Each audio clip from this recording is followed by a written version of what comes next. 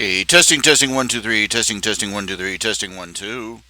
Hey there, hi there, hello there. This is RHJunior, RHJunior Reality Check Live, coming to you live over the internet through the system of tubes known as YouTube, the boob tube of YouTube, bringing you another broadcast of my little personal bout of venting and ranting and raving, spleen squeezins.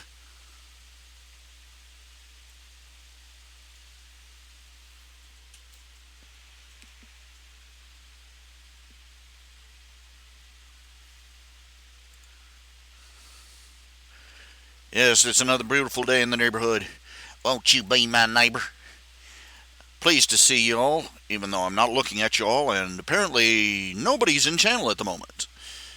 Well,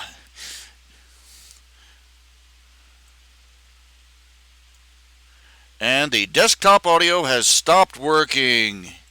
The desktop audio has stopped working. Why? I don't freaking know. Let's see here. Let's try this again here.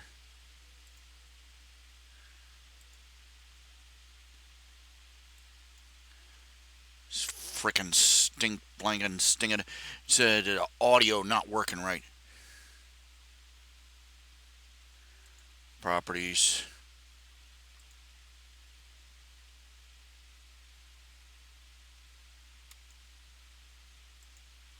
Testing 1 2 3. And it's still not working. And it doesn't want to work. It just doesn't want to work. It's not going to work because it's a bitch. It's.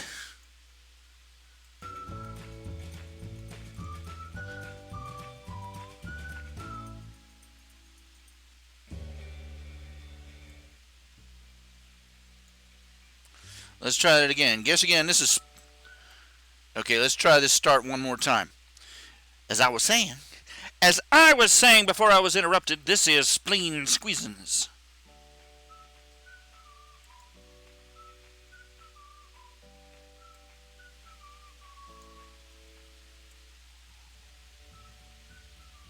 You son of a digital crumb bum. Work appropriately.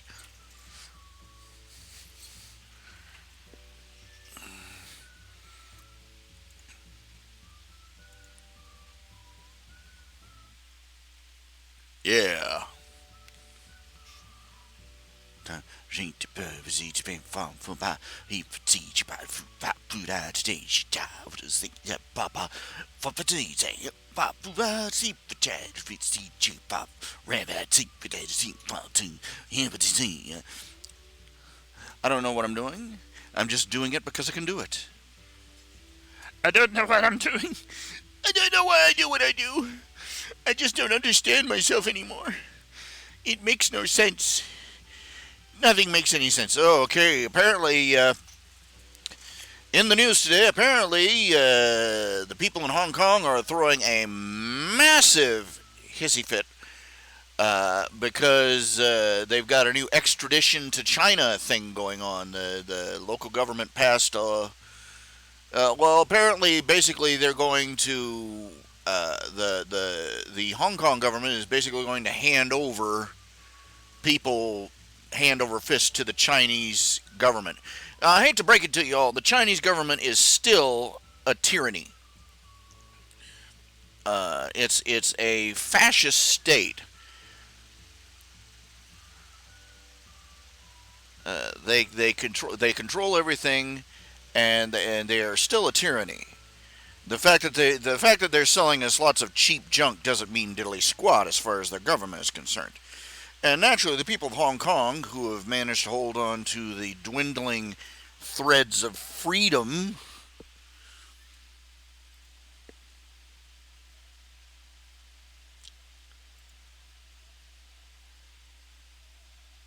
are less than enthused.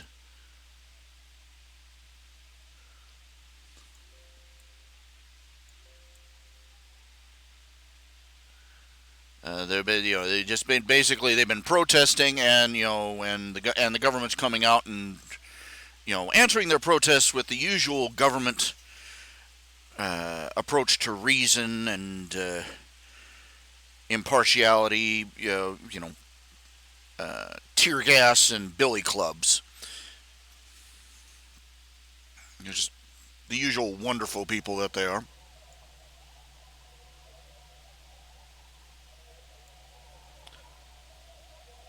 Weird sounding effects in the background provided by mynoise.net.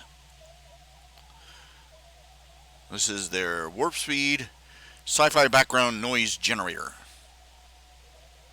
Stop by and try out all their shiny toys. Anyway, because YouTube still hasn't fixed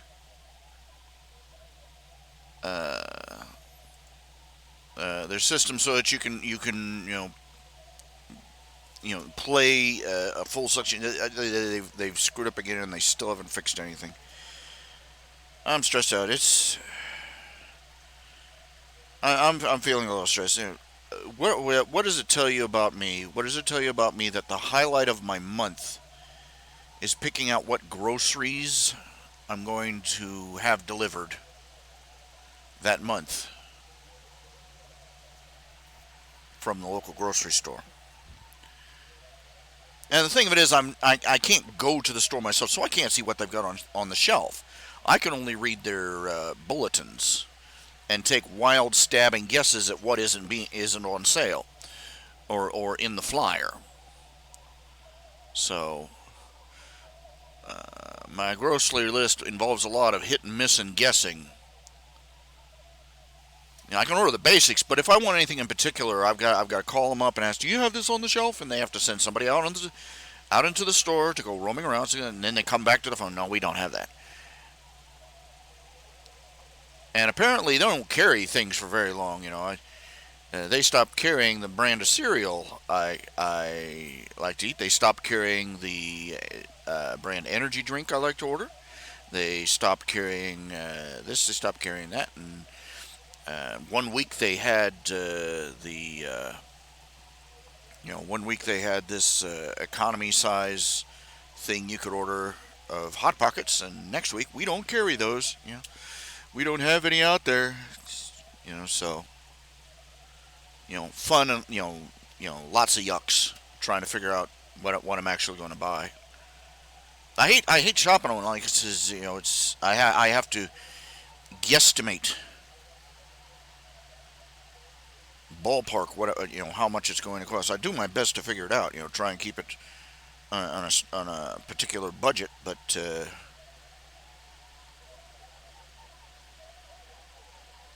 when you don't know the exact price of about a third of the items you need to get, makes shopping interesting.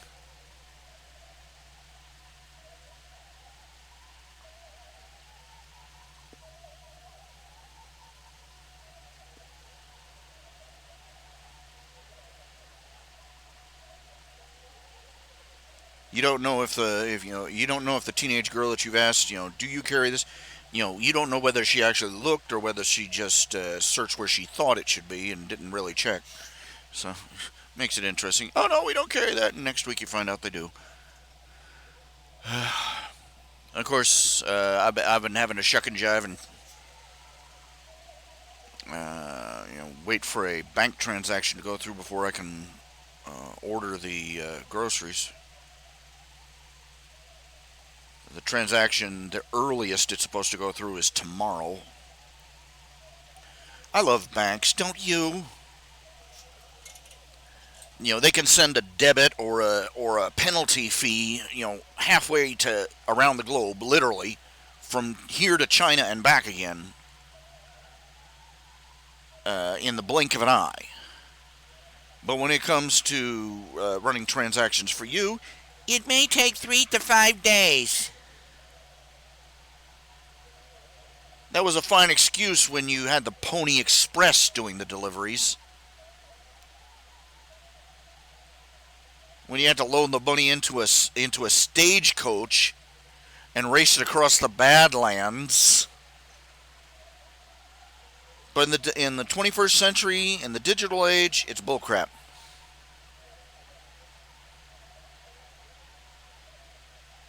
Banks are all part of a conspiracy to rob Western civilization of everything it has as fast as possible, so this should come as no surprise.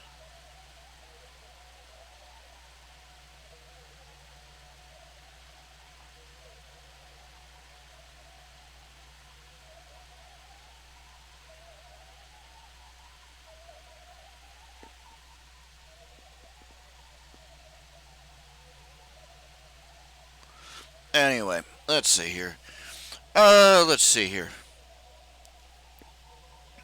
It'd probably be better if I could order. You know, it'd be nice if I could order everything in bulk. You know, if I could say I want $10 worth of this and $5 worth of that, instead of having to say, I want this many gallons of milk, or that many loaves of bread, or so many pounds of roast beef. Say I want $10 worth of this, or $5 worth of that, or $2 worth of this. Everything would have to be in bins, though.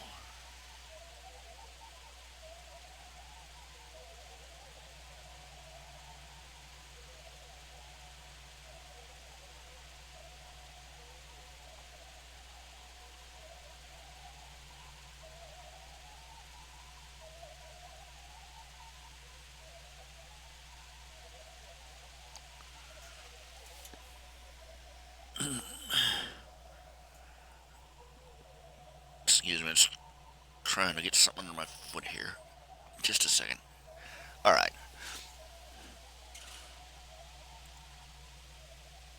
Okay, we got one whole person. That's me. Eeny, meeny, miny, mo.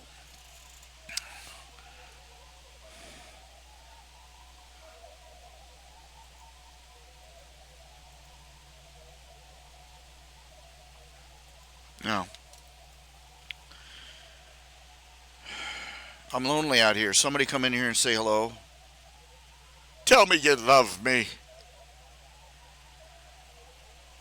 I don't know how much I'm going to get. I have been off the rails this past few weeks.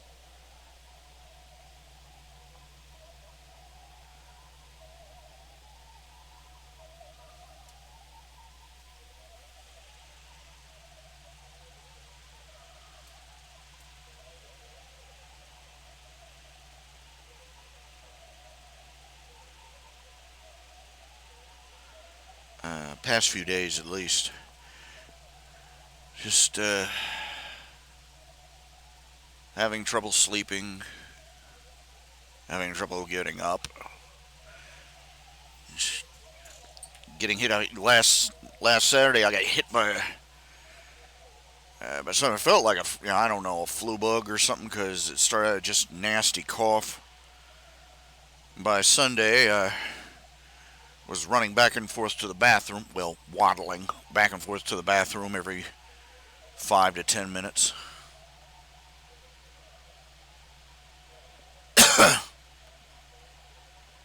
Productivity has been at a null.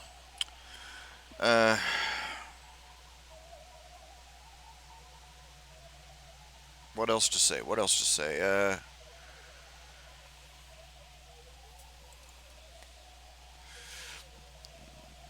They're still trying to make something. The Democrats are still trying to. They're throwing as much poo as they can, hoping something will stick to Trump. Now, I've been looking at other news. The "We Build the Wall" campaign.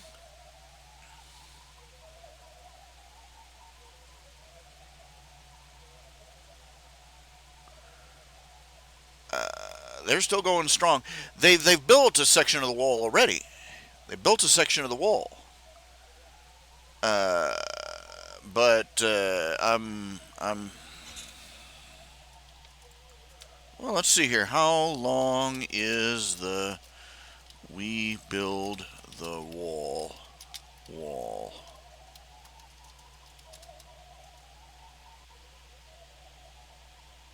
The first wall has been built. The GoFundMe border. They're throwing all sorts of. They're blocking access to a monument. They're blocking. They're cutting. They're doing this. They're doing that.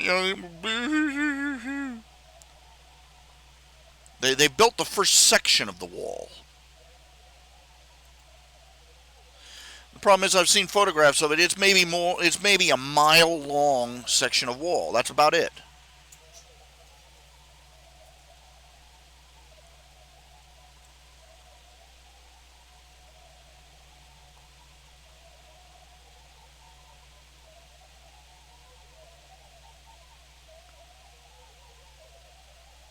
It's a very nice wall, no lie. Of course, the only picture they've been showing is of the same section of wall over and over. And I'm having a little trouble finding out how much wall they've built already.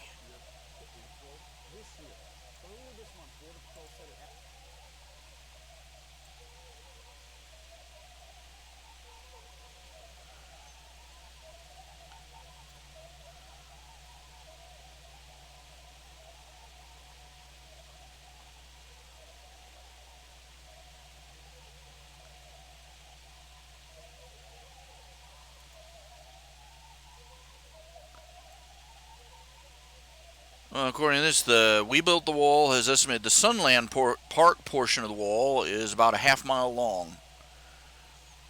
It's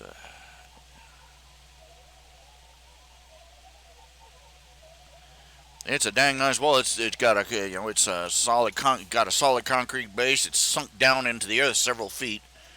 So forget tunneling, and it's lit with like sports stadium lights.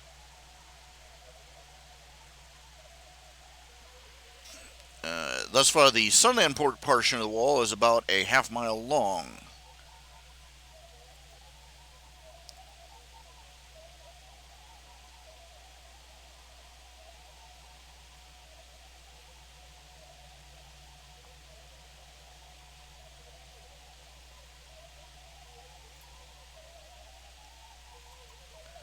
And everybody else is throwing. Everybody else is throwing as if they build a mile-long wall. And and they're all complaining. I'm like, if this is a problem, go down there and do something, you whiny little. It's the American people who are finally getting fed up with the government not doing anything about these illegal immigrants pouring over the border by the thousands, literally by the thousands in every group. And they built, and they started building a wall.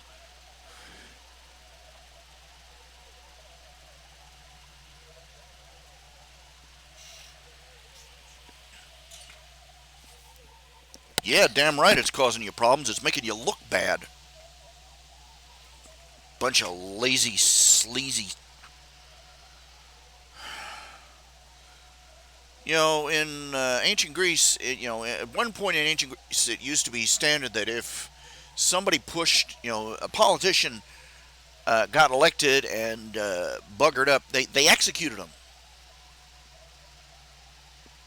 If they tried to push through a new law and it was a failure, they were executed.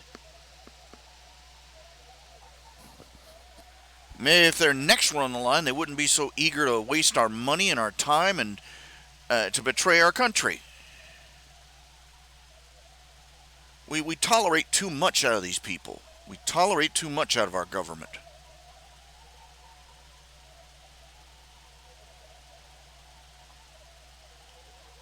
These supposed representatives never live in the area, never even live in the area they represent.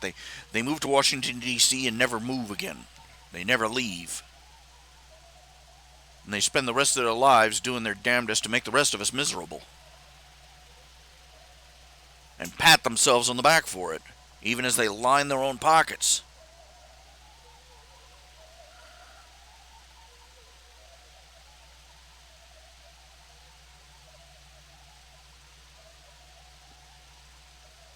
It says a great deal about you that politicians in the past used to be able to walk around glad handing the people in their districts and in their communities and their neighborhoods, not think a thing of it. Hell, the president himself, one of our presidents even invited the people out on the street in for a party that he held in the White House. They made a mess, but he was never in any danger. Nowadays, you can't let a politician out. Politicians don't dare walk outdoors because there are at least 1,000 people that they have transgressed against enough that that they're killing mad.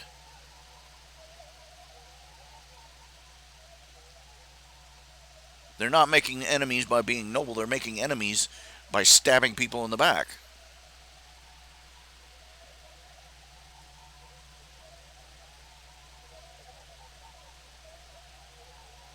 Small wonder they want gun control because they damn well know they'd get a bullet between the eyes if they showed their face in public.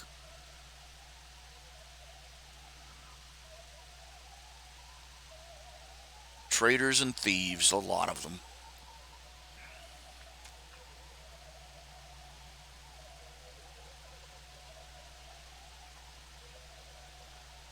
Ivy towered elitists.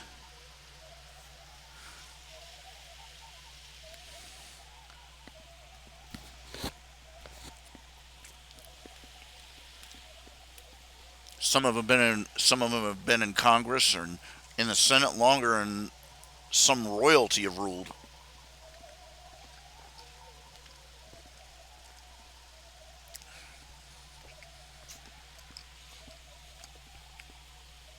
It's a damn shame when you reach a point where you have to wait for a crooked politician to die of old age. Ted Kennedy, before you can see a change happen.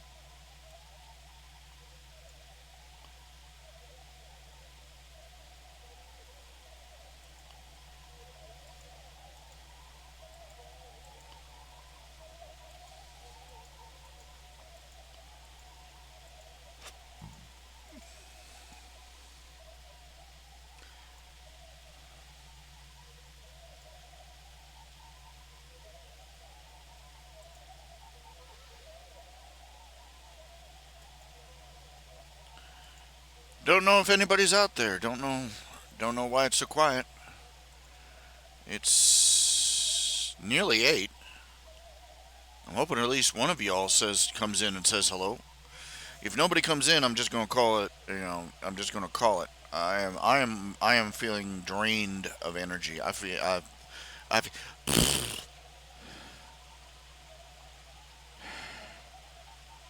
all I want to do is I was in bed until like 4 this afternoon, and all I want to do right now is go crawl back into bed. The main reason I got up is because I was starting to get a headache. One of those sleep headaches. Don't know what the deal is with those.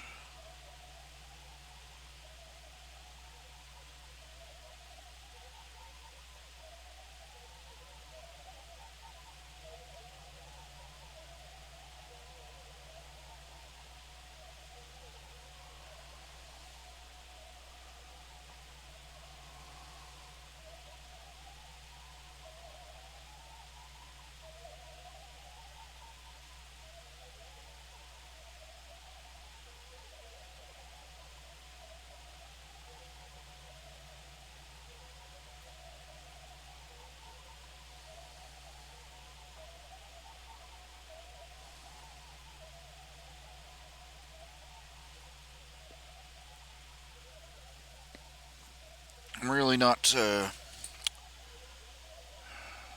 happy with myself in the least, but I don't have any energy right now. I feel tapped, drained.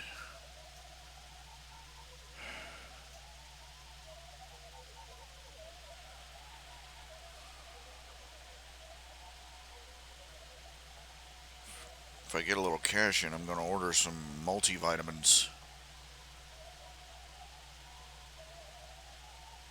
especially the ones with the B vitamins. They've got gummy B vitamin complex ones. So basically, it's like an energy drink without all the caffeine and sugar and liquid. Let's see. The lawn looks good. I seem to have a new tree growing.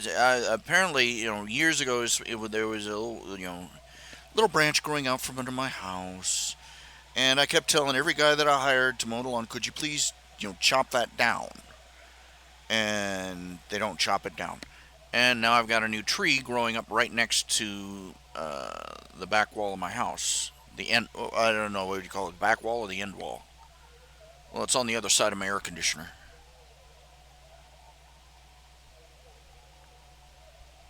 Part of me is going, well, screw it. Now I've got shade on that side. My trailer is about the only one. Great big beautiful trees growing in this trailer lot, and my trailer is like one of the few that is under absolutely no shade whatsoever. So the blazing sun beats down, in July and August, will beat straight down on my head.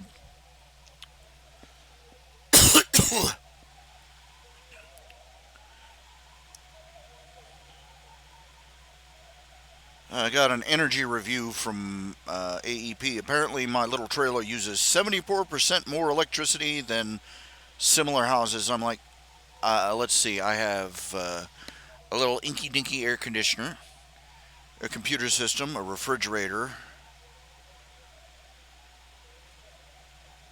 a microwave, and a toaster oven, and a couple of light bulbs, a couple of electric fans, and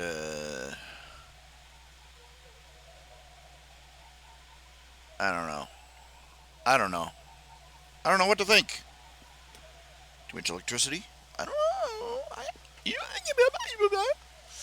I don't know what to do about that.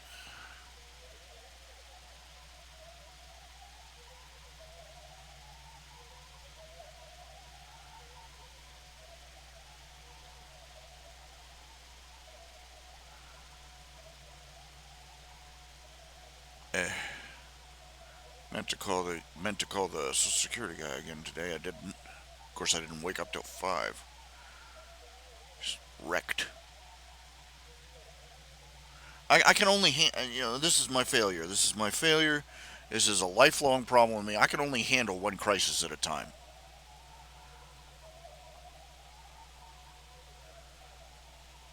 If I have a problem staring me in the face, all I can do to concentrate on that. I can, it's not like, oh, just put everything else on the back burner. No, I don't even have it on the back burner. I don't even have it on the stove. I'm like, it's still sitting in the fridge under plastic wrap. You know, I don't even acknowledge it exists, and I'm too busy running. I'll run in circles over one problem. All the others will just grow and fester. I want to go back. I want to go back. I want to go back to when I was like 12. Childhood was rough. No lie. I mean, I was bullied constantly. I was a social pariah. I was a loser. Still am. But I just couldn't hack it. And but if I could go back to 12, that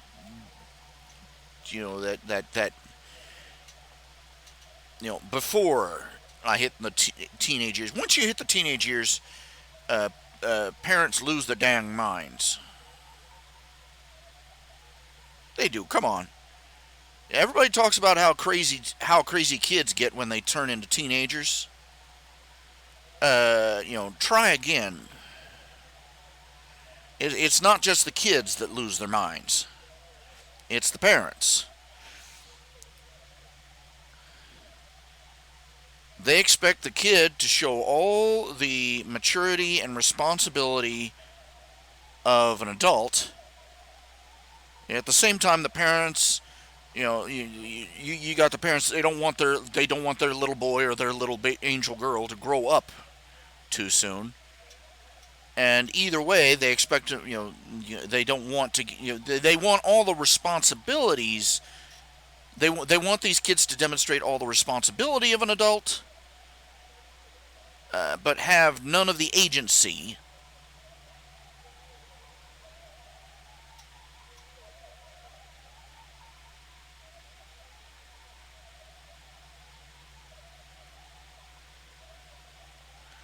They want them to run around and be, miniature adults, out in public or whenever they need whenever they need a chore done. But once everybody's in the doors and shit, they want them to turn into daddy's little uh, baby girl or mama's little baby boy again.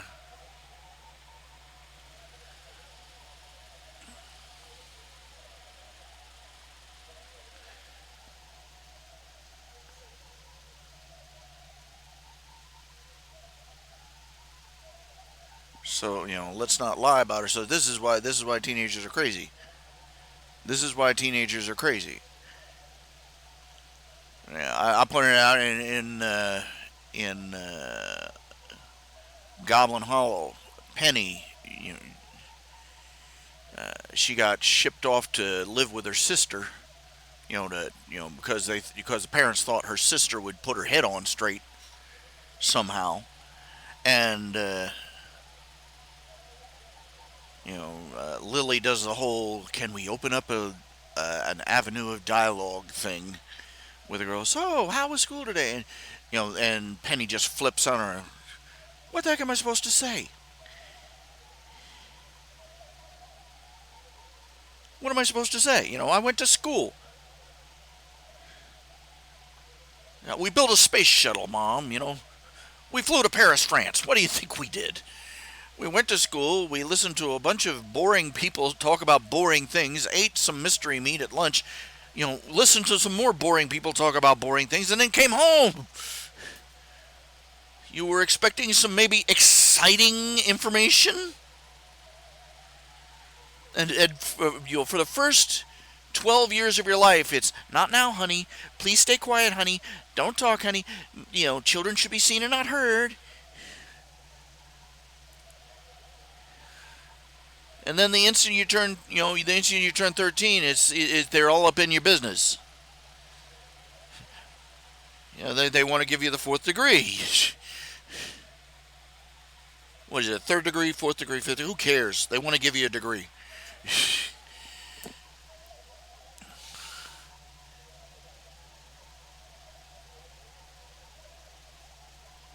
The kid's like, why would I want to talk about something that bores even me to you?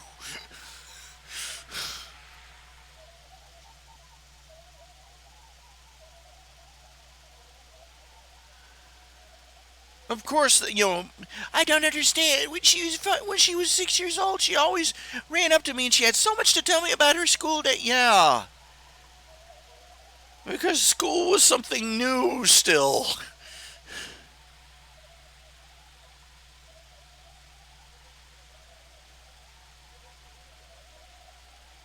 And don't get me started on turning your kids over to the public education system, okay? When a stay-at-home mom living in when a stay-at-home mom with a high school with nothing more than a high school diploma or less can educate her children better than college trained professional teachers employed by the government, you're irresponsible to turn your children over to those college. You're irresponsible to turn your children over to the government for education.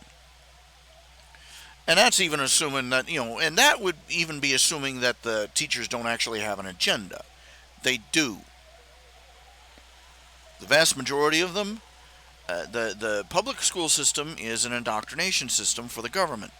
And furthermore, the people that go into the school system for careers largely are hard left-wing liberals, red diaper doper babies, as one spokesperson calls them, who have spent their college careers getting marinated in socialism and Marxism and every other stupid ism out there, and want to pass it on to your children like a case of herpes. We know the school system sucks. We know that we can do better ourselves. We know that, the fact that it's a hardship, no excuse. Everything's a hardship.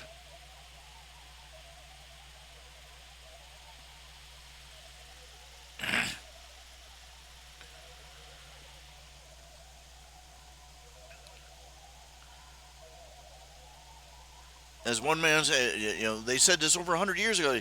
We send our children off to Caesar to be educated, and we are astonished when they march home as Romans.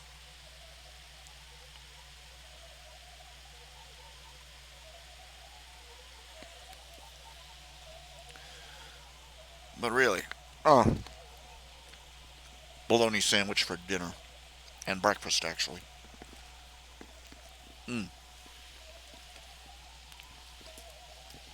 Tell you, I had forgotten how sick I was of bologna. Grew up with it. Bologna for everything.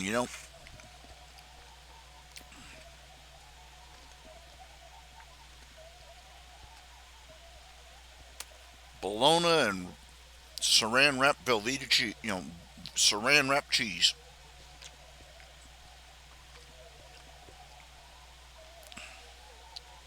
Not even a good deli cheese. Just the American dairy processed food, cheese food type product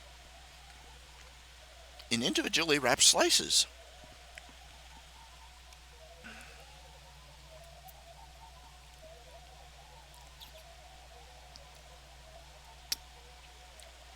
Man.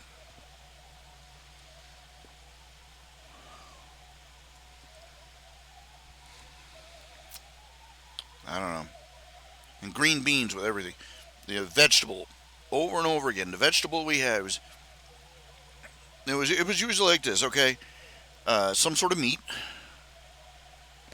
uh, mashed potatoes, a lot of the time, and green beans. Green beans with this, green beans with that, green beans with everything.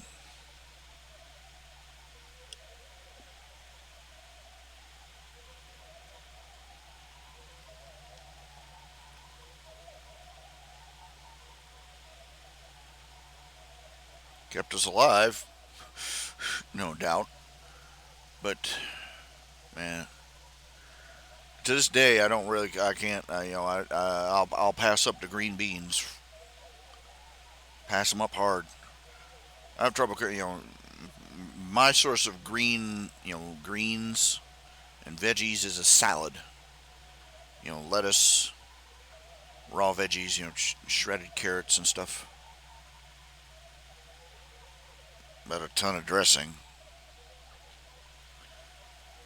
And I didn't get it, I didn't turn into this fat, flaccid lump by accident. But, well, anyway, where was I going with this? I was going all over the map with this.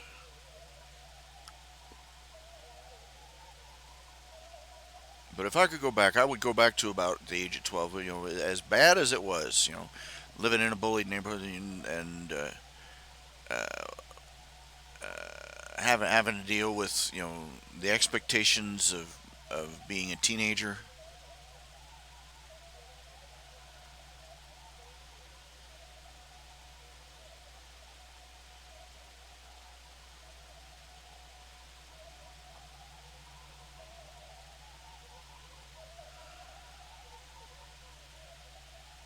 Yeah, just getting a running start again. Knowing what I know now, and not even the whole future knowledge. They're going to bomb this. They're going to blow up. The space shuttle is going to blow up, or they're going to fly planes into the twin towers, or any of that knowledge. You know, buy Apple stock. None of that stuff. Even going without that stuff, just having a run. Just having the general wisdom of living through these past years, being able to start over, and this time being able to hit it with a running start.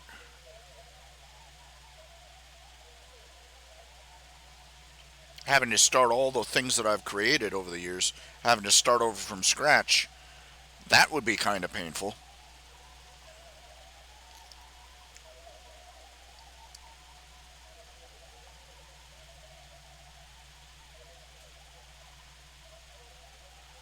Some of the things I probably wouldn't ever touch again, wouldn't want anything to do with them. Do everything different. You'd end up doing everything. It's always this folk wisdom that you just do the same things over again. It's a popular trope that the guy gets his wish and goes back in time and still screws up. I'm like, considering that absolutely nobody has ever done that, they're awfully confident that the attempt would be a failure. You know that? That's the term for that is sour grapes.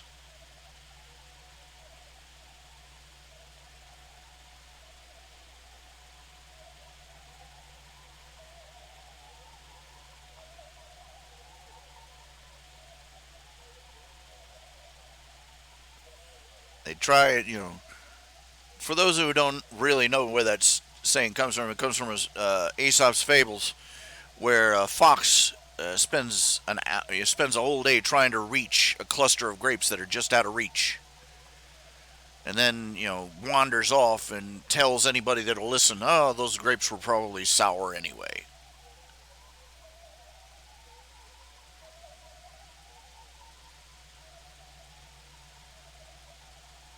That's the real meaning of sour grapes, trying to rationalize how a substandard a prize is that was always out of your reach anyway.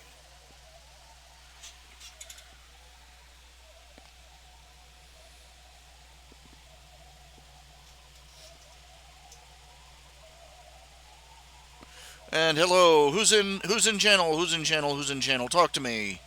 Speak to me. Tell me I'm not alone. How you doing?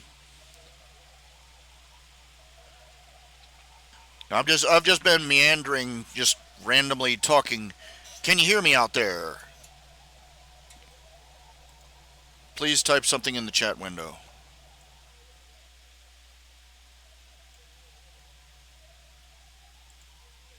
Hey, Ben Shakar. I was just talking about, if I, that old thing, if I could go back, if I could only start things over knowing what I know now. And I'm thinking I would go back to the age of 12. Because 12 is about the age. It's right between, they're stop, they're stop, at the age of 12 is when they start, ex, well, it's when your parents just are stopping treating you like a baby, and just as they're starting to expect more adult type responsibilities out of you, teenage type responsibilities anyway. That's where I'd want to go. And also, I look back at my own life and I think, it was about the point that I turned into a teenager that everything really, really, really started going downhill. And and my mistakes started accumulating, snowballing.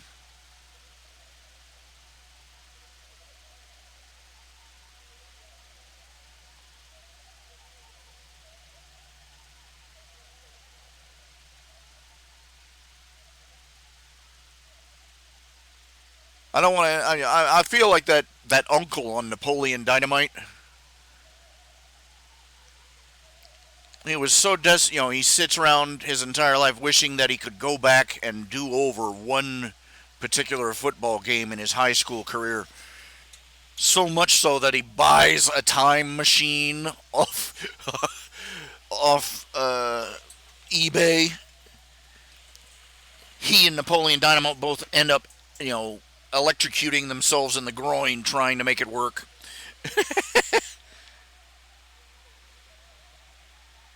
Hello, Ben. Hello, MDGBCBC. Majibicibici. It's interesting to pronounce that name, MDBJC. And who might you be, Mr. MDGBCB?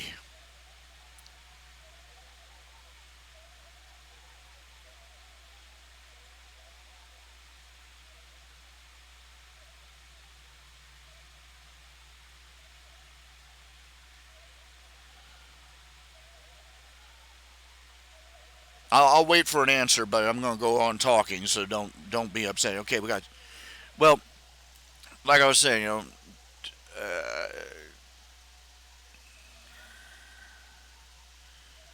I'd go. If I could, I'd go back to the age of 12 and I'd start over. I want to. I'd want a second shot at growing up to be a man,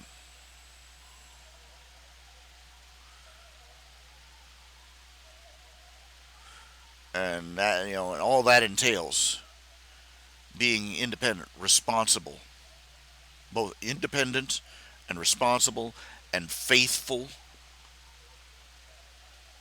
and devout and disciplined and any of the other Boy Scout oaths uh, that I can't seem to think of at the moment.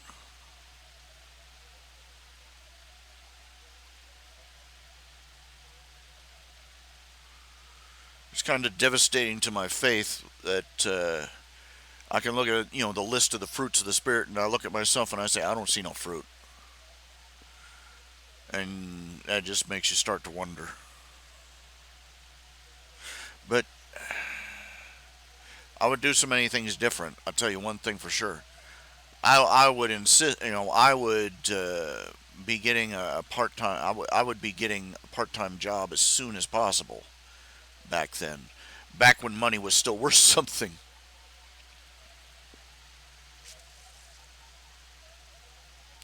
I would get a car before I would have gotten my own car.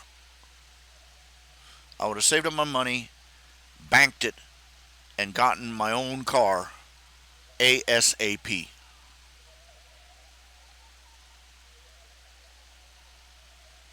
fact, I would have gotten a van or a little RV if I could. One of those campers, one of those little campers on a truck.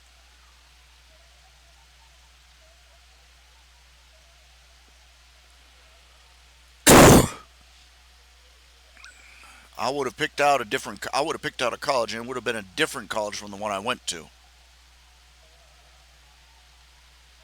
I don't think I would be going to a Christian college.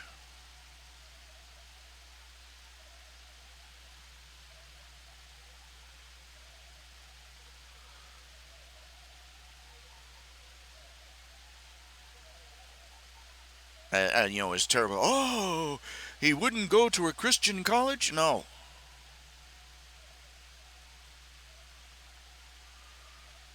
I had exactly 1 year of college at Pensacola Christian College, and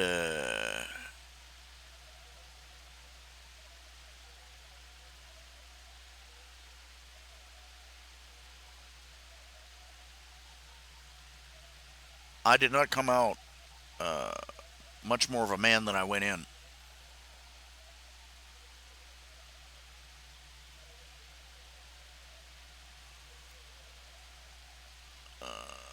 I didn't know anything. I was a village idiot when I went in, and I was a village idiot when I came out. A sound, slightly less of a village idiot, but not. But it wasn't the school's fault. It wasn't the college's fault. But that school was set up for kids who were already. It was set up to either be, it was basically set up for kids with trust funds. Uh, the, they did not accept government money. Oh yeah, that's high and principled, and it also left you in the lurch. In fact, I probably wouldn't go to college at all, knowing what I know now. I would go to I would either seek out a trade school.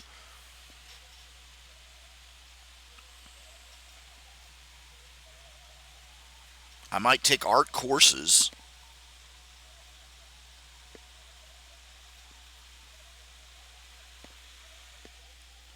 Oh, I'd break my parents' heart. The ruckus if I announced that I wasn't going to go to college. If I wasn't going, but I tell you one thing, I would have by the time I was 18, I would have a car. I would have at least a part-time job. I would have a car, and I would, if I could, I would have a camper on that vehicle, and I would have moved out into an apartment of my own by the time I was 18. I would have spent my high school. I would go back. I would try and spend my high school years saving up every penny I could to get out. Because I spent my adolescence, I spent my 20s, I spent so many years being dependent on my parents in one way or another. And always having to run to them for help or for money or for something else. And it's left me the mess that I am today. Half a man.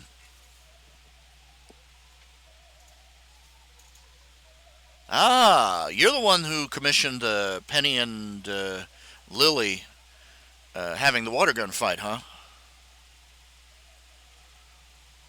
Okay, Ben Sakar, you want to know why I wouldn't go to college today? Because I know because of what I know now about colleges and about the financing and about the expense it's basically a scam. It's become an educational scam where students are pushed, encouraged, and wheedled into going into monstrous debt on the false promise that the sheepskin they come out with will make getting a job or a career easier.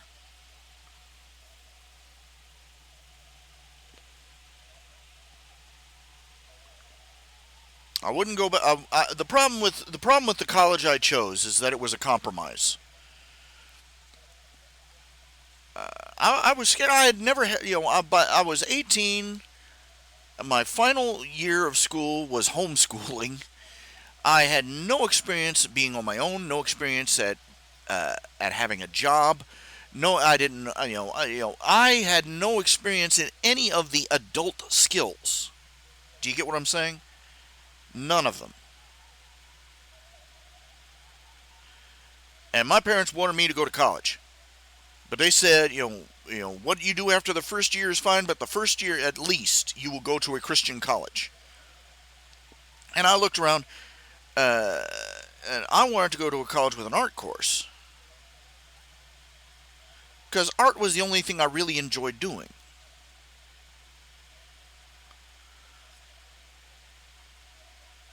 It was really the only course. It was the only class in school that I was happy to go to. And that told you everything you needed to know.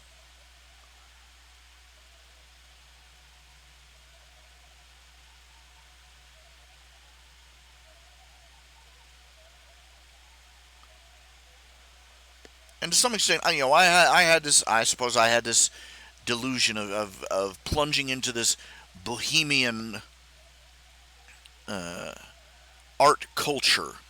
You know,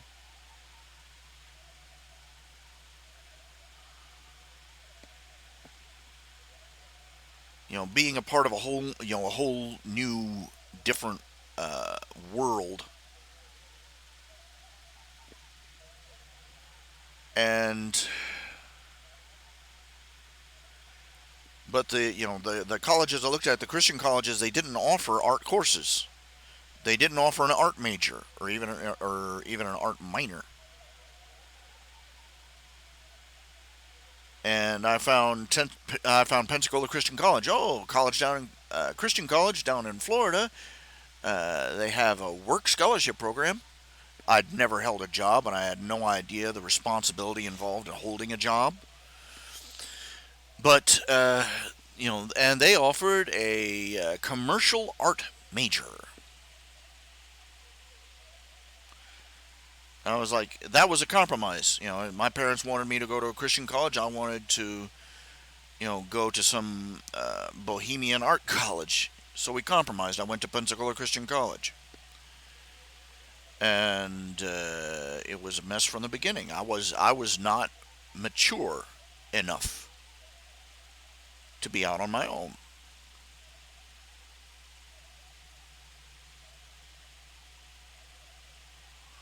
And it's embarrassing to me to this day. Humiliating, in fact. Would you believe that when I went to do I thought that overtime was any amount of time you worked over the schedule, over the hours they scheduled you. Nobody had ever told me different. I didn't know about full time being 40 hours a week.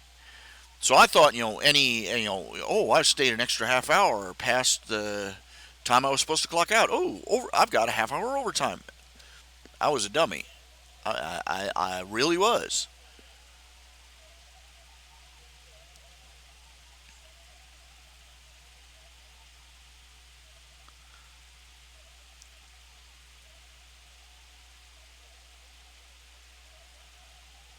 And I didn't know how to assert myself. I didn't know how to do anything. I was a 13-year-old in an 18-year-old's body.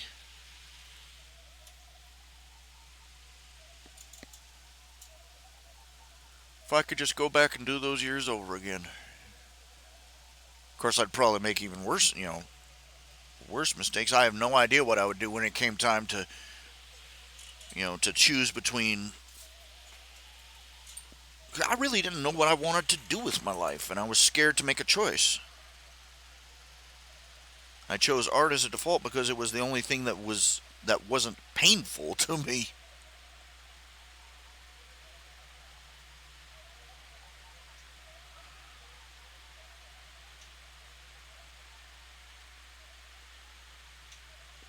I sometimes think I should have entered the mission field.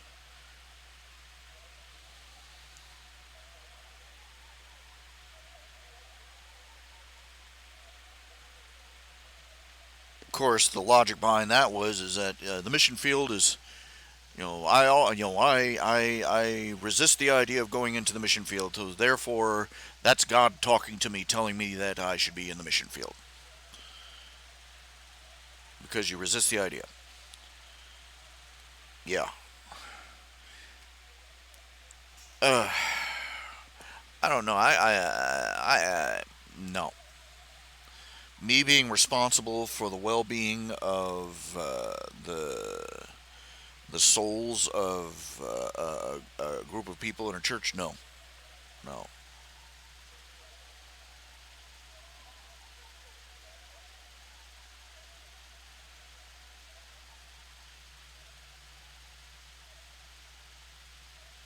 course, it generally means that instead of doing something that was hard and difficult but very worthwhile, it means I never did anything at all. And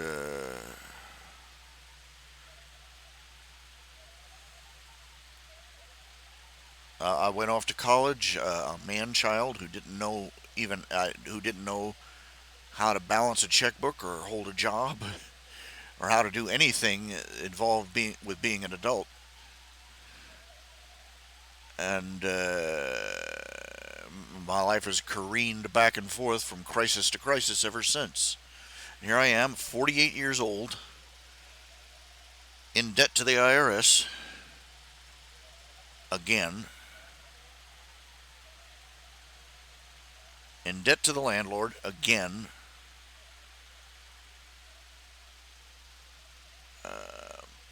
And this time I'm living in a house that's falling apart around me, and my body is falling apart around me too.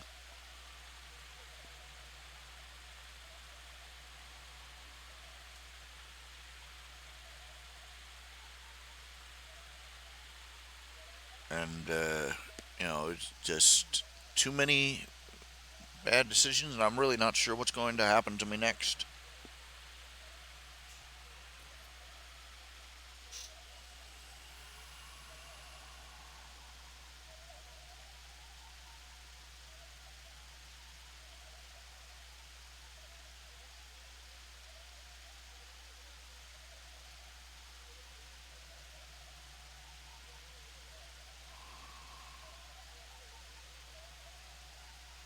That's become a thing with the millennials. So, you know, they've got to think they've got adulting classes, they call it, where they learn everything about from how to sew a button to how to do a load of laundry to how to balance a checkbook, and all of those little skills that we took for granted. And everybody's and the older generations are pointing at the millennials and laughing, and I'm like, you dumbasses. They recognized a lack and are working to solve it. And who was it that was supposed to teach them how to be adults in the first place again?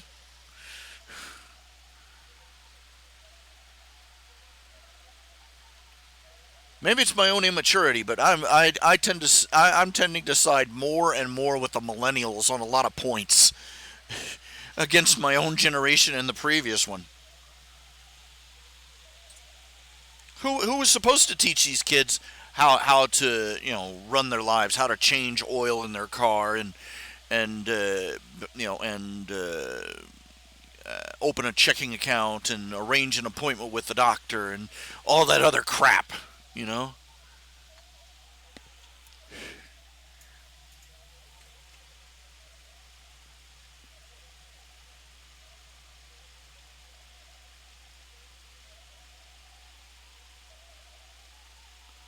There, the older generation does not have perspective on what it's.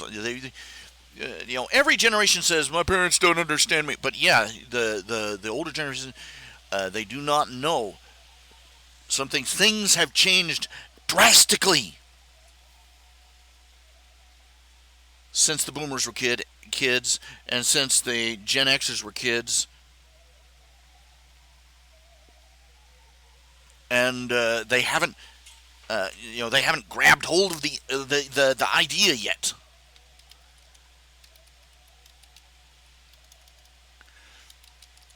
They don't know. They don't know, and they don't understand.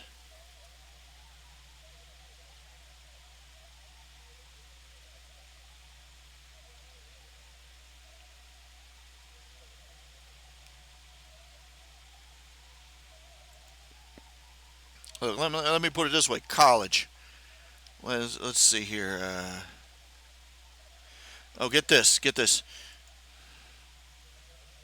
If this doesn't make you a little bit mad, okay, hundreds of baby boomers are taking classes at the University of Minnesota as part of its senior citizen education program, and all for just $10 per credit. Do you get that? Old people are going to college for just $10 per credit. The baby boomers, the generation that, I hate to bring this up, but it's the older generation, the Social Security age generation, that has the most money. That's a statistical fact.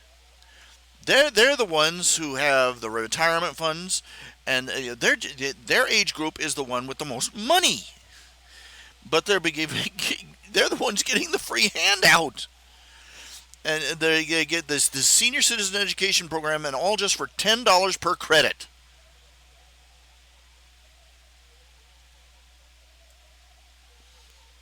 Now, meanwhile, here's a fun statistic. Okay, how many of you times have you heard this? Your parents or your grandparents. When I was a kid, I had no help with college. I didn't have any help. I paid for it all by myself. Okay. In 1970, the annual tuition for Yale. Okay, Yale was $2,550. That's in 1970. The annual tuition for Yale in 2014 was $45,800.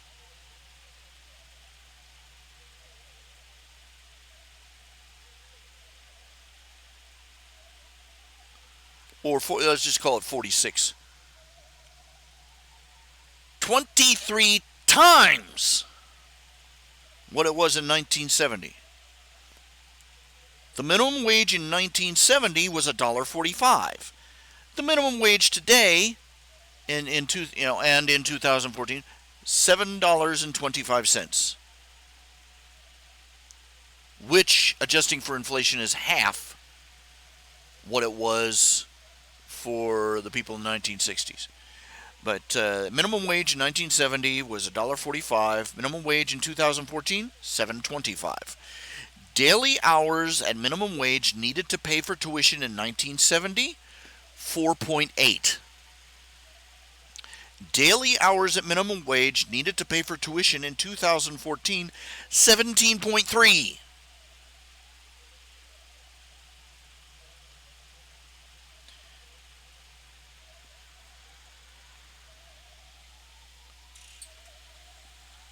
You already need to have a ridiculously high-paying job to afford to go to college.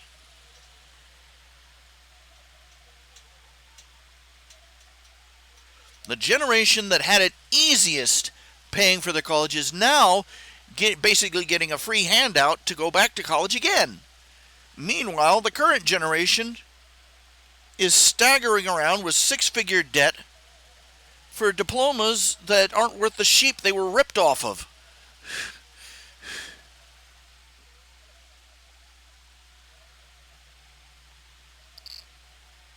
We've got a little problem here. Maybe the Occupy Wall Street kids weren't all entirely wrong.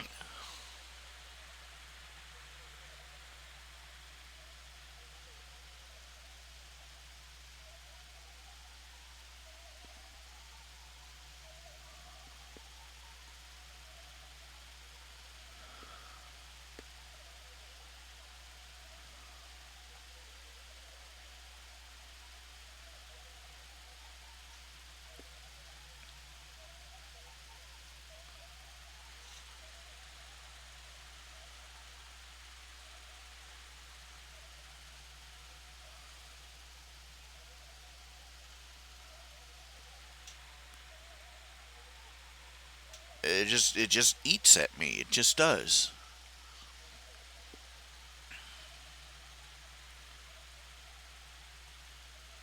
We're not going to fix anything until everybody acknowledges a few things.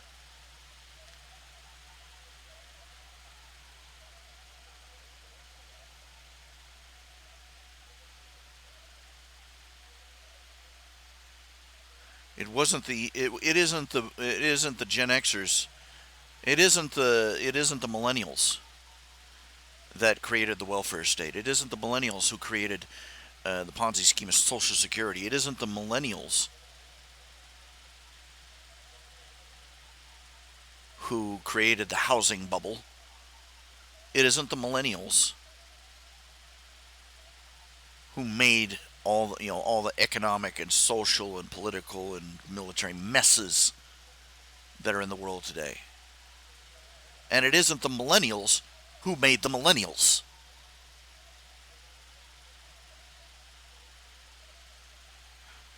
We fucked up the world, and we didn't even give our children the tools to deal with it. And we're astonished that they're having meltdowns in public now.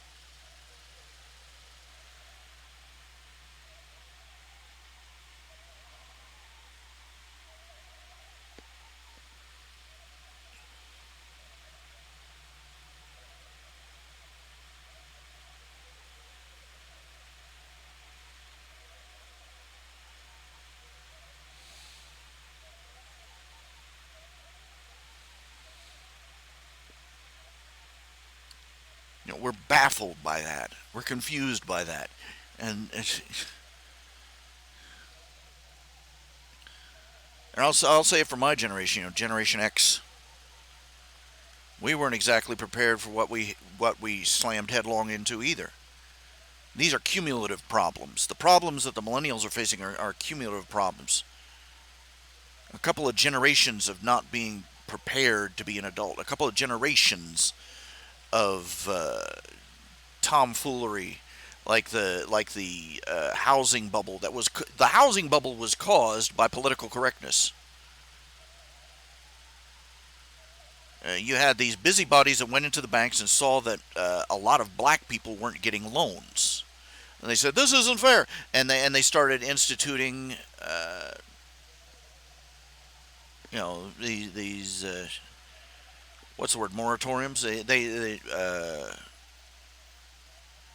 had to have so many so many loans going out to black people and people from low income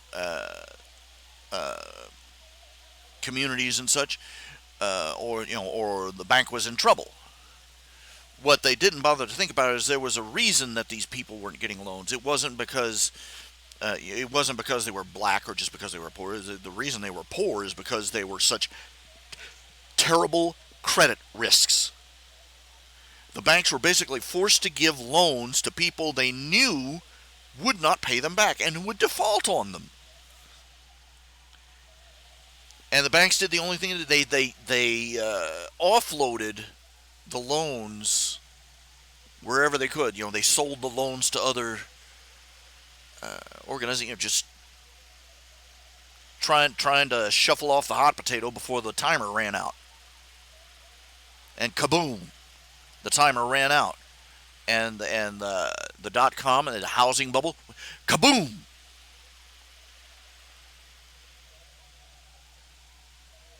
Now nobody can afford a house. Nobody can afford land.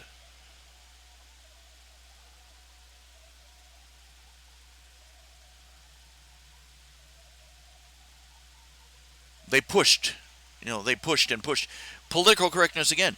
They had to get more. They had to lower the college was forced to lower the standards in order to let more people from political interest groups into their schools.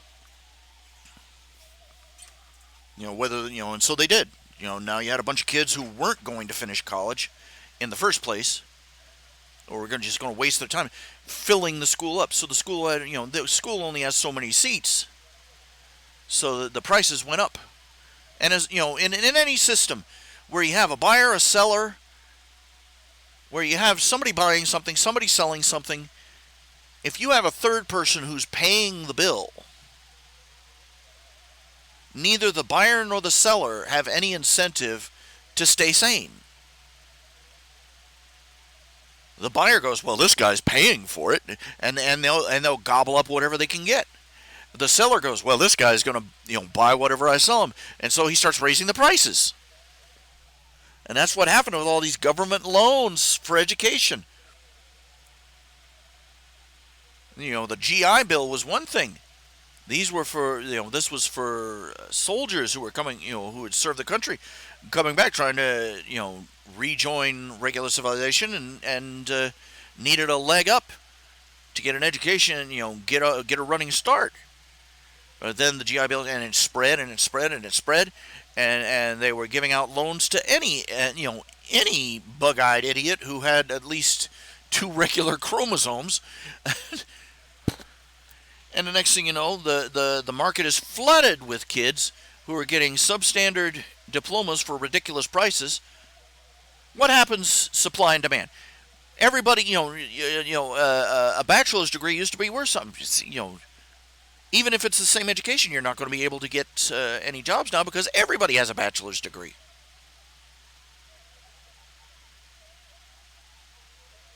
And it's not just underwater basket weaving diplomas that are getting nothing either.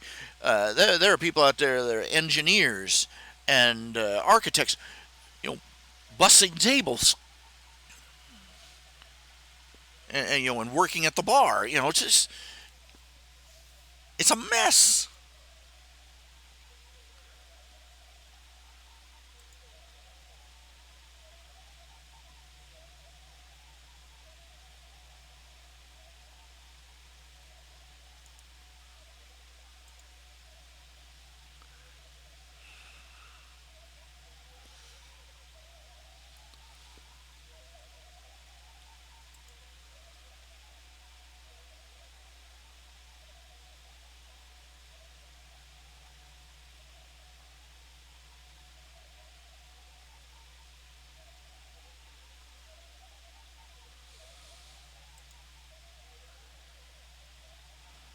And this has been adding up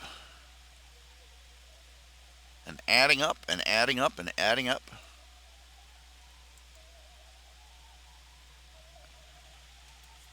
And it's landing on the millennials' shoulders. Look, I make no bones about it. My parents did the best they could with me, but there were some things they just somewhere along the way, somewhere along the way, something got forgotten. I don't know. You could compare me to my sister. My sister, she's happily married. They live, she and her husband, they live in a beautiful little home. All three of her daughters are doing great. Her eldest daughter just had a baby. I'm a granduncle.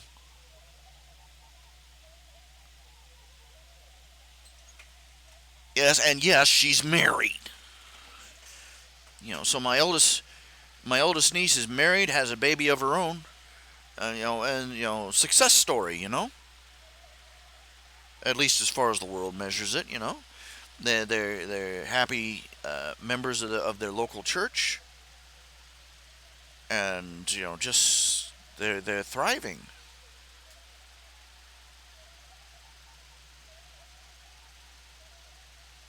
But I will say this much. I will say this much, man. They went through they went through some rocky spots. They both dropped out of college. First off, and let's be fair here. A girl drops out of college to get married. No big problem. Even today, a woman has more options than a man when it comes to that. Get her MRS degree. But they dropped out of college, and then they had a massive. They had to deal with his massive credit card debt. They finally hammered that out, and she's got a keychain with his old melted down cards, on it as tags, and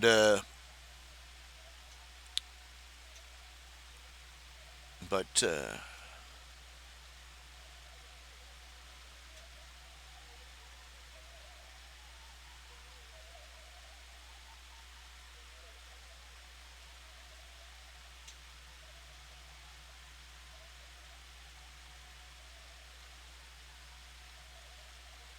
Sometimes I wonder. It looked like my life and her life were playing out like opposite sides of a Jack Chick track.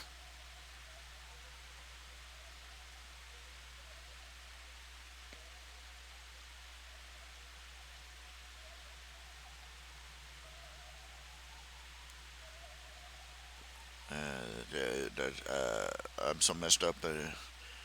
I look at my life and I go, how can I'll be honest. I look at my life sometimes and I go, either I am cursed of either God is put me up on the shelf or I was never his. Sometimes I doubt my own salvation because I look around my life and I'm like, I'm supposed to be a child of the King. I'm supposed to be a born again, saved child of Jesus.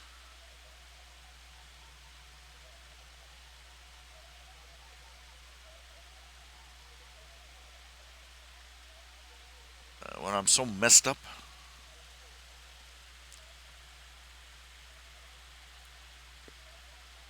and I can't help feeling, but I look around and I see an entire generation. My generation didn't exactly do spectacular for itself either.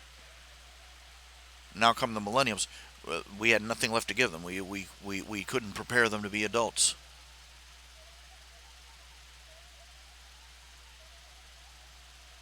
They spent their formative years in daycare centers or as latchkey kids, and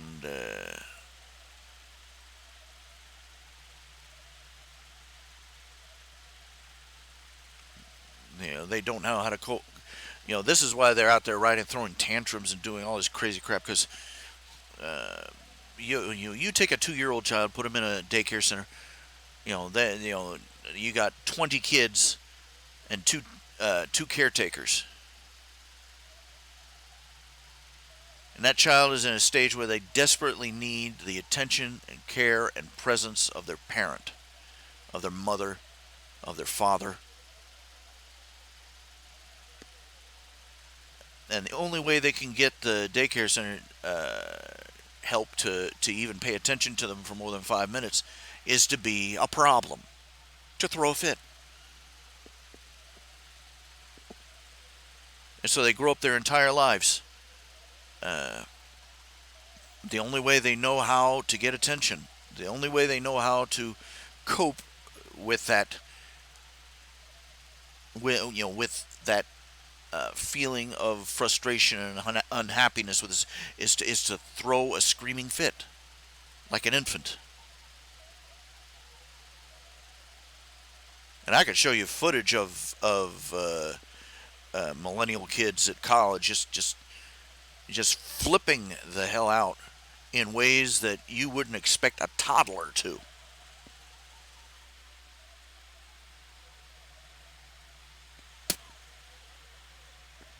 We failed the generation before us, and we failed the generation after us, and we failed ourselves.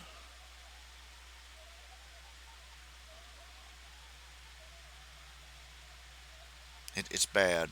It's all bad.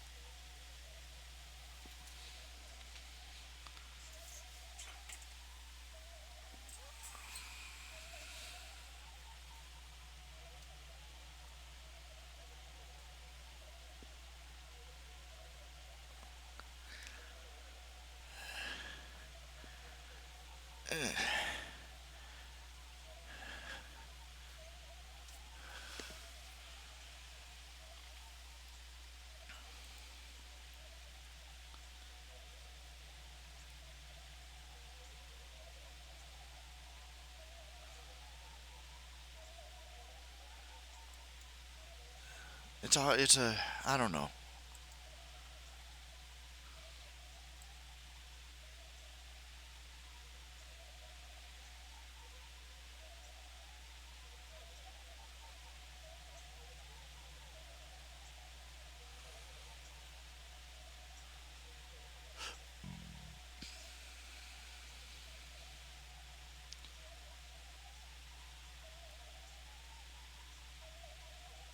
Get this.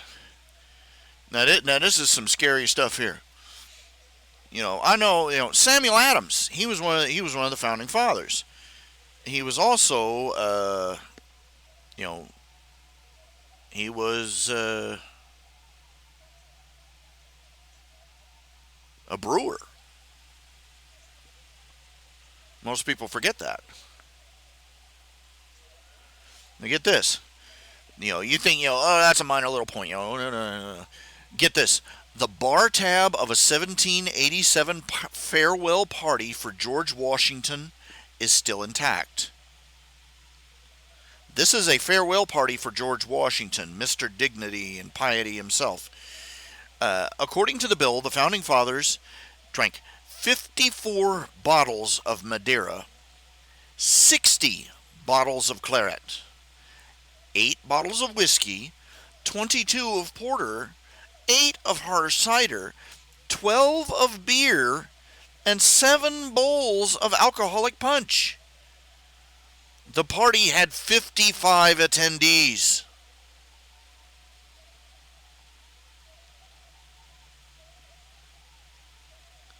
Are we sure the war is what killed them?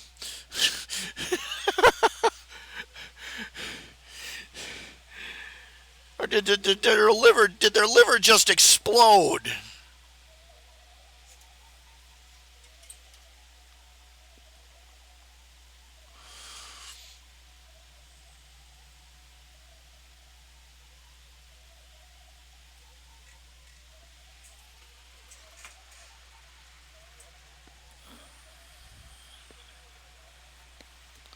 Good night.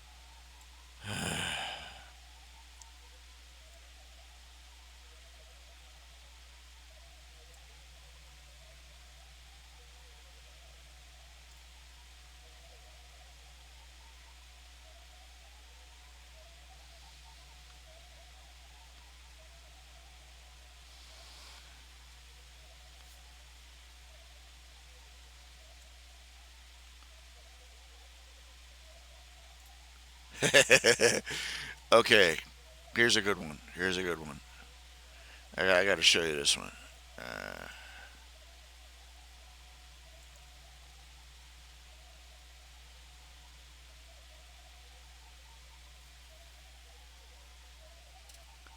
if you can't read that caption, if you can't read the caption, the monster underneath the bed is saying, "Kid, I'm begging you, please stop farting." That's a good. Yeah. All right.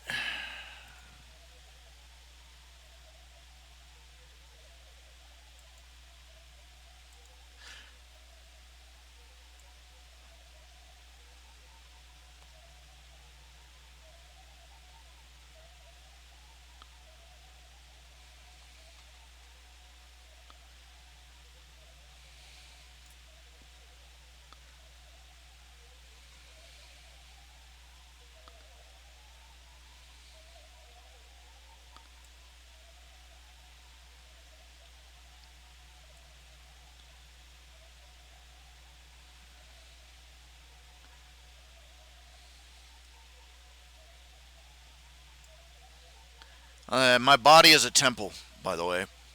My body is a temple, ancient, crumbling, possibly cursed or haunted.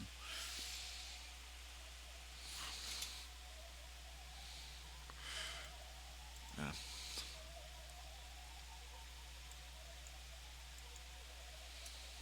Mm.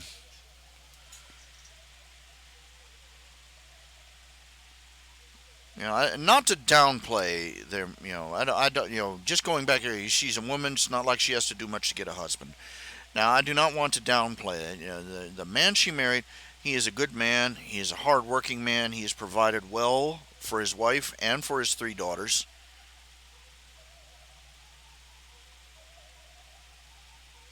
He annoys my dad, which is a bonus. But he's got a goofy laugh, and it bugs my dad. Uh, anyway, uh,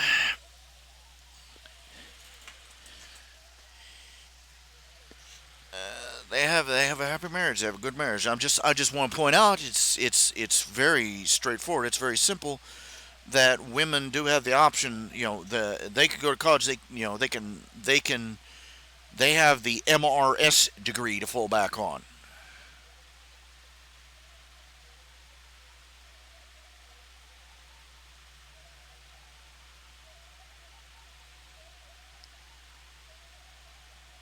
And that's not fair to women. Well, it's not fair to men either. This is the truth. Our society still expects the man to be the provider, the man to be, the man is expected to take all the burdens of marriage, and he is regarded as having no privileges and no authority.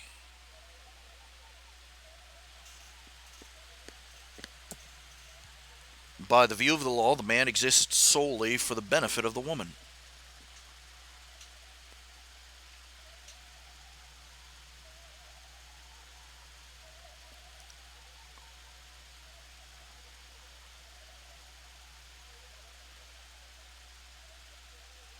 You remember Zsa Zsa Gabor? Zsa Zsa Gabor made a name for herself by divorcing man after man and making off with his riches,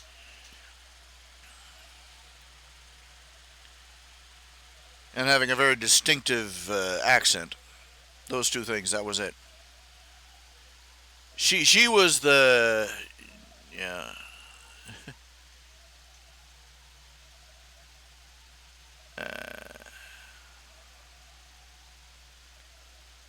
Oh, what is the name of that stupid family? Ah, well, whatever they were, she was that. She was the scandal woman of her generation. She and you got to ask yourself, how dumb do you have to be to see a woman like Zsa Zsa Gabor, know her record with her husbands in the past, and still marry her?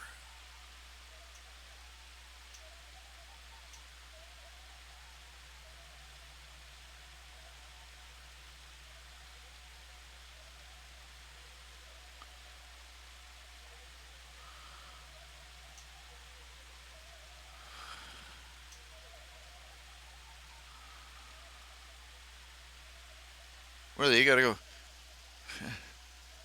She's got three divorces already, and you show up.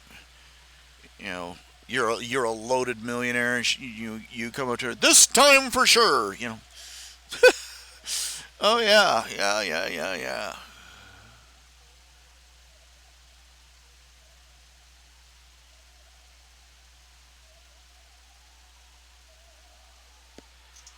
Mm.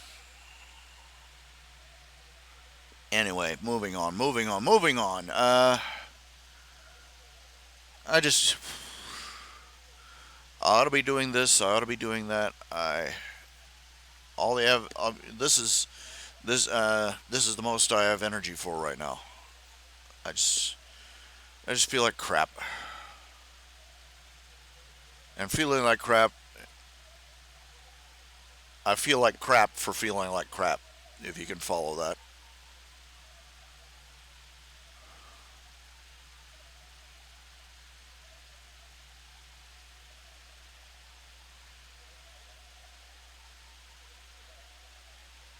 There are days I contemplate whether it would be worth it, just enter a cryogenic chamber, just go into a medical coma for like a couple of years.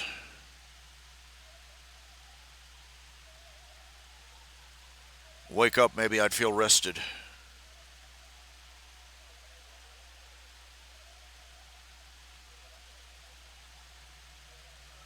Energetic again. Kardashians, that's the name. Zsa Zsa Gabor was the Kardashian, the Kim Kardashian of her generation.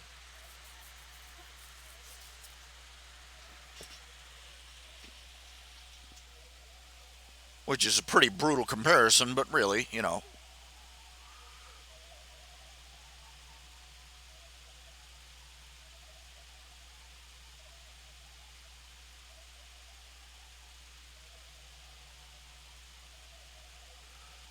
I made comparisons like the Mormons. The Mormons were the Scientologists of the 1800s.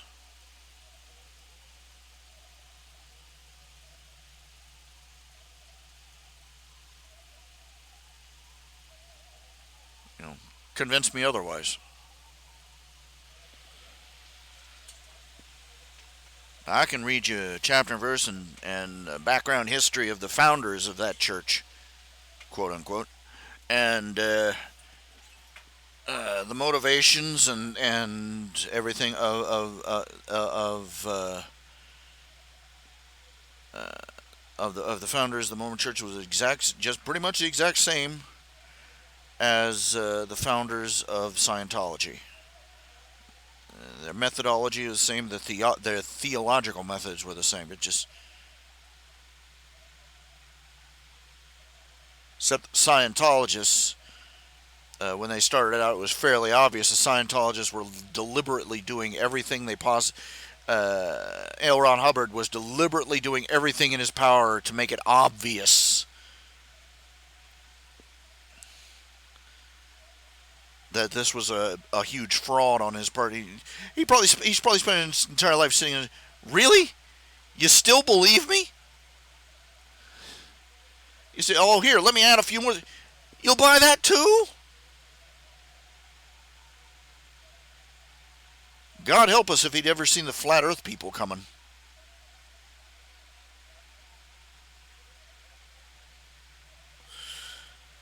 Uh, my oh my.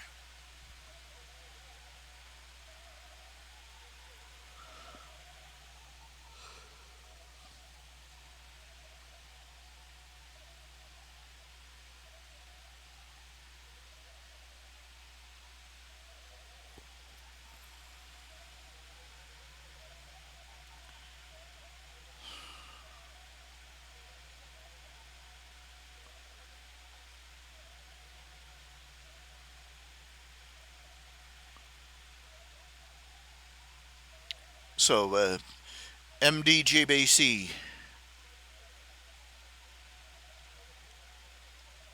Ben Shakar, what's on your minds? Talk to me. Give me some feedback. Give me some overload. Give me some complaints. Shoe throwing, spitting, cursing, I don't care. Topic change, topic drift.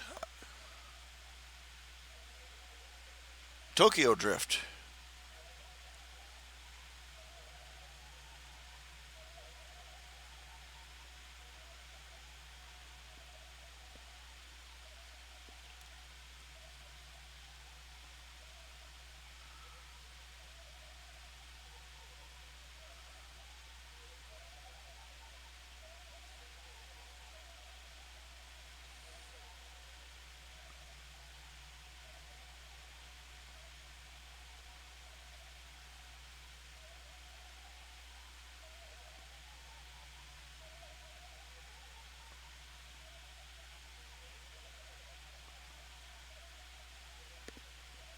So you got nothing to say?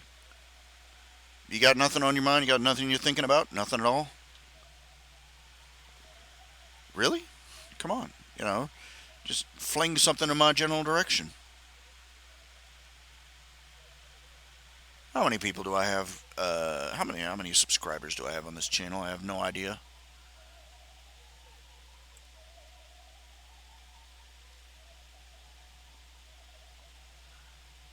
keep all that data? I have no idea where they keep the data on how many subscribers we have. Um, will I be doing Goblin Hollow again? I have no idea. I really don't. Uh,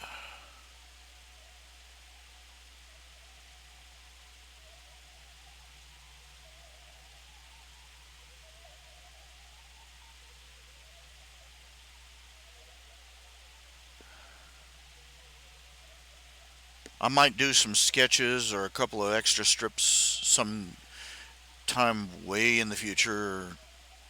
I don't know.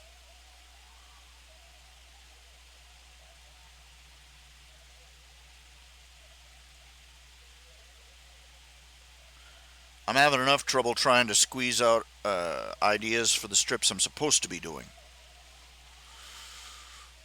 See, and there are things that have been on the back burner so long that they've cooked out. I figure I'm going to go to my grave with a comet trail of unfinished work behind me.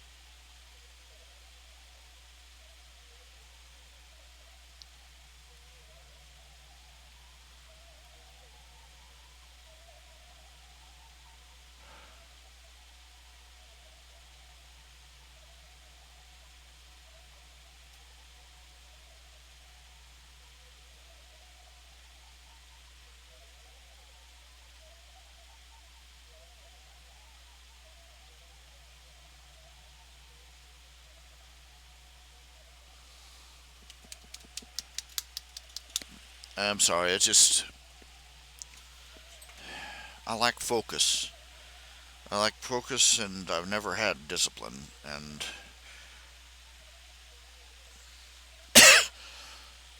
ah, darn, not a cough again. Jeez.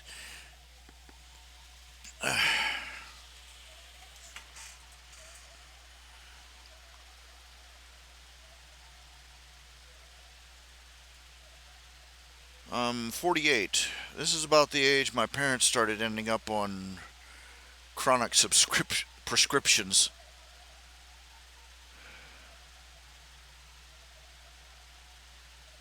They're both in their 70s now. They're in their 70s, and Dad's more or less retired from being a pastor. Most people don't realize pastors. I never got the thin, weep, reedy, weak, uh, knock-kneed, wimpy little preacher thing. I have known countless preachers and pastors and evangelists, not televangelists, evangelists. And these are people who have to bear the weight of a church on their shoulders. This isn't, a real pastor. Their job uh, is almost, just about 7 days a week, and it's not just getting up 3 times a week, doing a little sermon, and then going and sitting in your lounge chair for the rest of the week. Uh, you have to visit people who are sick or shut in. You have to work out the finances of the church. You have to work on the church building. My father himself, he at one stretch we had a church van he was pastoring one church. They had a church van there. I remember there was one stretch where we spent like 2 or 3 days in the cold and the wet. I mean, this was like February or March, and it had been raining, and he and I were under the van, levering, using 2x4s to lever a new transmission up into the van. We didn't have the proper tools for that. There's special equipment you're supposed to use, to hoist that kind of those kind of engine parts in place. But oh, he was shut down for a week after that. But he was doing. He was the guy who was up on the roof nailing down the shingles or out mowing the lawn around the church. And the deacons and other people in the church would come out and help, but it was him that was always expected to be there doing that crap. And he was the one that drove the van to pick up the kids, and for Sunday school, and he was, and this was the same for every pastor I've known. My great grandfather, he was a Kentucky colonel. He was a former coal miner. Not a very tall man, but just solid. Even in his latter years, and he was a hard-working man. Founded 4 churches. I've known I've known missionaries from all over the world. These are people with muscles from hard work in the field, quite literally. I don't know where they get this this wimpy little pastor stereotype. I've never seen it.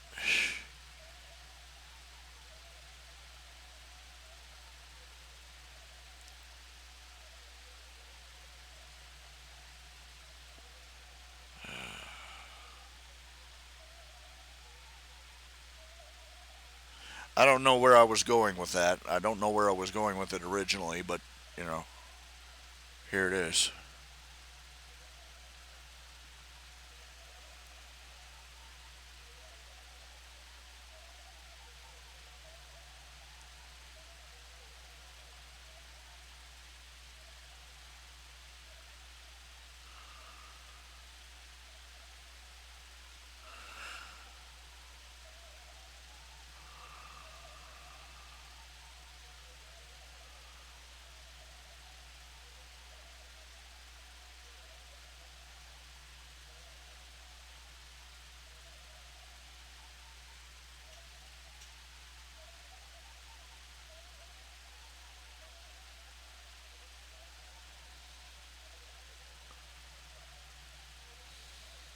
Mm.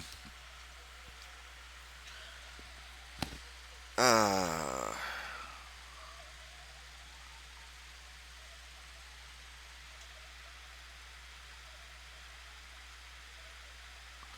I really don't know where I was going with that.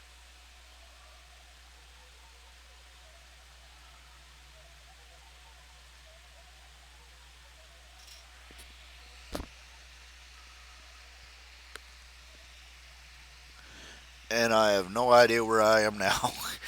uh, yeah, it was.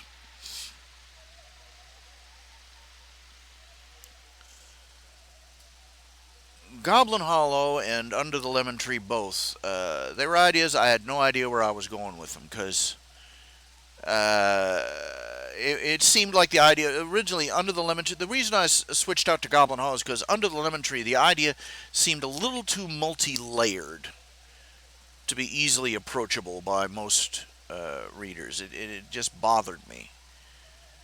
If I'd have drawn the characters as human, it would have worked better. If I'd have left out the whole, little critters of the subconscious thing out, it would have worked.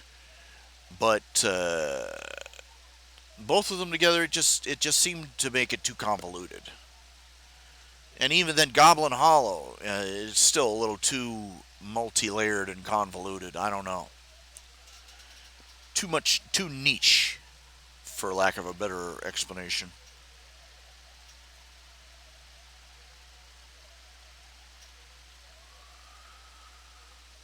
Too stuck on the funny animal thing, I think.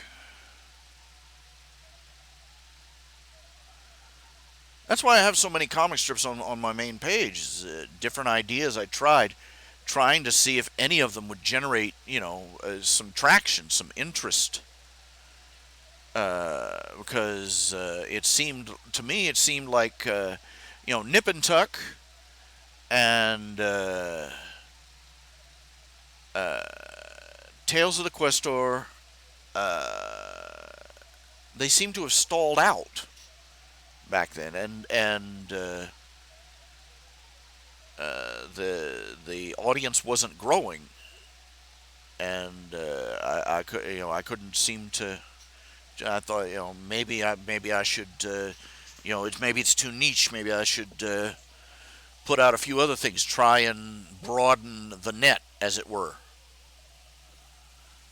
And it really didn't work, and I ended up with too much to handle.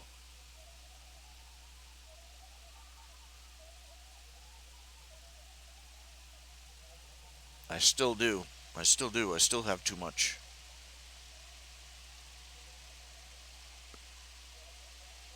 And I'm just not up to what I was able to do just 10 years ago or 5 years ago.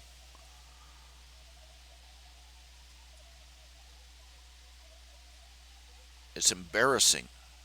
It's shameful.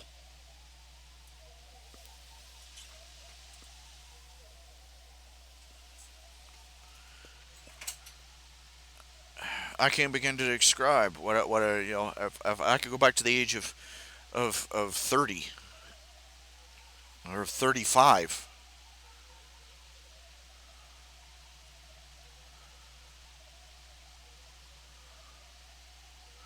If I could, if coulda, woulda, shoulda.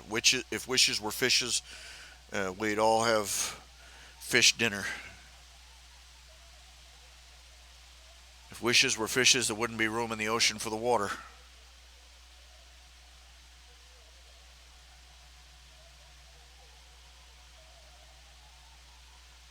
Can't go forward, can't go back. It's a great position to be in.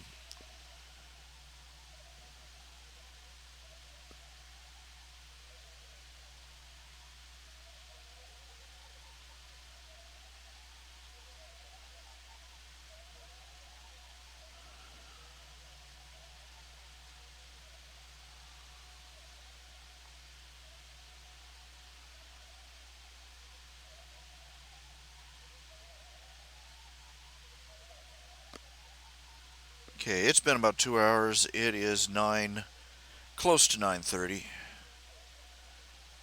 I am feeling, frankly, completely unproductive today. I have no juice, no energy, and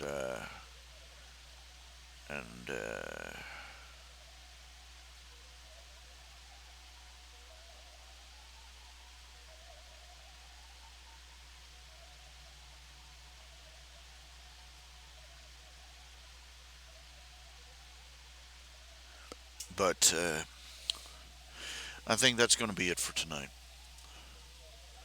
Sorry I couldn't bring a little bit more to you, but thank you all for tuning in. Okay, uh, maybe bring some friends next time. Yay, that'd be good. Make a picnic out of it.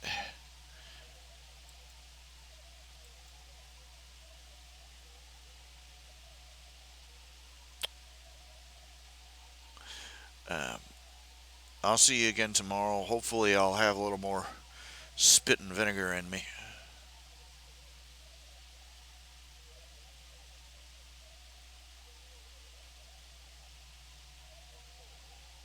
Y'all take care of yourselves, alright? Good night.